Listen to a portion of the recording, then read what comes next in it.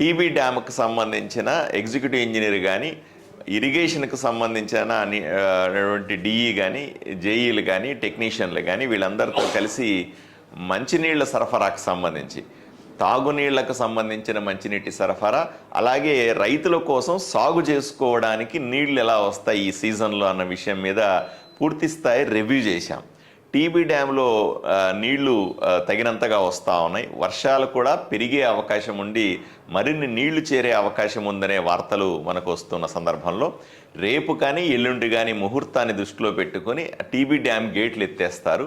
TB dam గేట్లు ఎత్తేసిన తర్వాత సుమారుగా 250 కిలోమీటర్లు ప్రయాణం చేసి నీళ్లు ఆదోని నియోజకవర్గం మన ఎక్కడైతే అవసరం ఉందో అక్కడికి ప్రవేశిస్తాయి.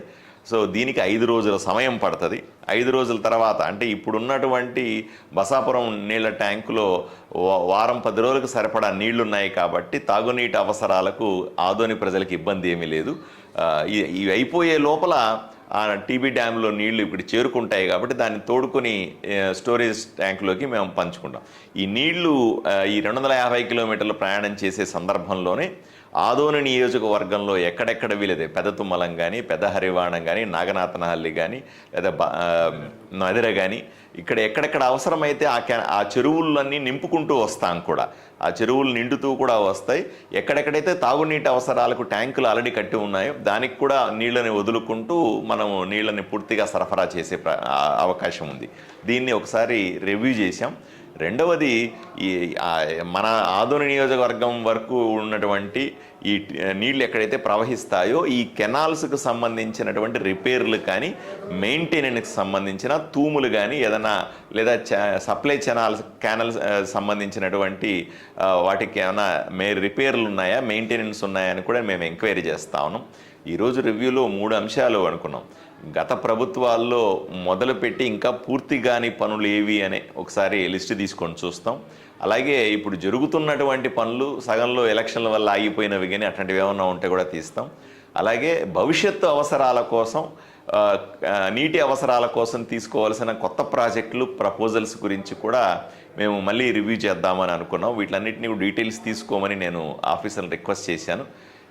ఇవన్నీ కూడా తీసుకొని రైతుల తాగునీటి అవసరాలకు, ఆదోని పట్టణానికి సంబంధించిన తాగునీటి అవసరాలు, అలాగే రైతులకు సంబంధించిన సాగు చేసుకోవడానికి ఎంత ఎక్కువ నీళ్ళు ఇవ్వగలం అనే ఈ 2 అంశాల మీద కూడా పూర్తి స్థాయి ప్రయత్నం చేస్తాం. ఈ సీజన్లో ఇప్పుడు ఈ టీబీ డ్యామ్ కింద సుమారుగా 6,000 ఎకరాలకు సంబంధించిన ఆయకట్టు ఉందని చెప్తా ఉన్నారు. ఈ 6,000 ఎకరాలకు నీళ్లు ఇస్తూ ఇంకేదన్నా అదనంగా పొలాలకు నీళ్లు ఇవ్వగలమా అన్న విషయాన్ని కూడా చర్చిస్తాం. ఎందుకంటే చెరువుల కింద కొన్ని నీళ్లు ఇచ్చే అవకాశం ఉంది. దేవుడి దయ వల్ల మంచిగా వర్షాలు పడి నీళ్లు తగినంతగా టీబీ డ్యామ్ నుంచి రిలీజ్ అవుతూ ఉంటే ఆ చెరువుల నుంచి కిందకి తూముల్లో కొంచెం ఎక్కువ వాటర్ ఇవ్వగలిగే అవకాశం ఉంది. కొంతమంది తోడుకుంటారు.